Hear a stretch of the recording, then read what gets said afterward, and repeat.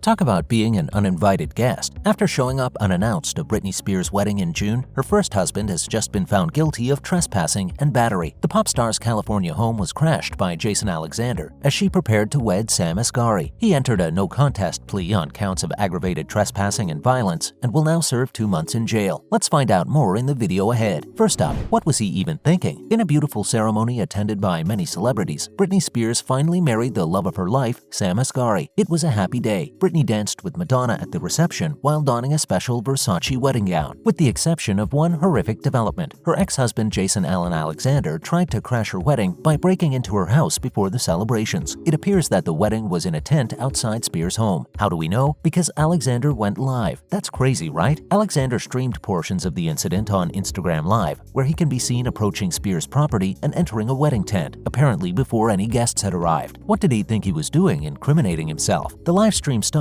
after what seemed to be a violent altercation with security, but Alexander quickly resumed his live broadcast inside Spears' house. Alexander was confined outside after police responded to a trespassing call. He was arrested for trespassing, vandalism, and 2 battery charges, and a protective order was imposed that forbade him from approaching Britney. Next, did you know their marriage ended in like 2 days? We know he was a childhood friend of hers, and they were married in Las Vegas in 2004, but it ended pretty quickly. Quickly as in 2 days too quick, 55 hours to be precise. According to the annulment petition back then, Spears was unable to consent to the union and lacked awareness of her own conduct. Alexander had consented to the annulment, and he kept mostly to himself in the years that followed, until in August of 2020 when he attended a #FreeBritney event in Los Angeles. He allegedly had 3 arrests in 2021, including one in December for severe stalking and breaching a restraining order. The person he was stalking at the time was not identified by police, but he was given a guilty plea and a 1-year probationary period. So we know there's definitely a violent, creepy streak in this guy. Reports revealed in January of this year that Alexander had published 2 videos and a picture taken outside Lynn Spears' Los Angeles home to a secret Instagram account. He also claimed that he intended to go to Spears' childhood home and the houses of other Spears family members in a video that was published earlier that day. Before crashing the wedding, he posted a video in which he called for an investigation of everyone involved with Britney in the previous 20 years, including Asghari himself and every member of Spears' close family. Isn't that a little odd? Thank God that Britney, Asghari, and all the other wedding guests were safe, and the night's celebration seemed to go according to schedule. After attempting to crash Britney Spears' wedding in Thousand Oaks, Jason Alexander was served with a restraining order. A court determined that Alexander can't speak to or bother his ex-wife for at least the next 3 years. He was imprisoned on a $100,000 bail after entering a not guilty plea. Alexander was taken into custody that very day on suspicion of committing the 3 misdemeanor offenses of assault, trespassing, and refusal to leave someone else's property. He was also arrested on a felony grand theft embezzlement and receiving stolen property warrant that was issued in connection with a separate incident in North Carolina where a woman claims he took her $2,000 bracelet. Next, let's look at the details of his conviction. So basically, Alexander cannot contact Spears or approach within 100 yards of her or her husband for 3 years, as sentenced by Judge Catherine Volker at the Ventura County Courthouse. Adding a felony stalking allegation to this, Judge Volker set bail at $100,000. Alexander received a probation officer from Ventura County after being released on a bond. He must agree to a search of himself, his house, or his automobile at any time for any cause as part of the restraining order. He admitted the charges, and the judge gave him a 64-day sentence, which he's already completed. Eyewitnesses at the hearing reported that on that day, Spears was inside getting ready for the wedding. He came inside and approached the bedroom's locked door. He was chanting, "She's my wife, my only wife," and claiming that Britney had invited him. Crazy, right? Prosecutors claimed that Alexander destroyed a door, assaulted a security guard who sought to remove him, and refused to leave the property when ordered to do so. A second restraining order prohibiting him from approaching Spears or the security guard within 100 yards was issued by the judge after he submitted his plea. As he was sentenced by the Ventura County judge to the 64 days that he had previously served in custody, charges of vandalism and criminal stalking were dropped by the prosecution. Sandra Bisagnani, Alexander's lawyer, had earlier stated in court that there was no proof he intended to hurt Spears.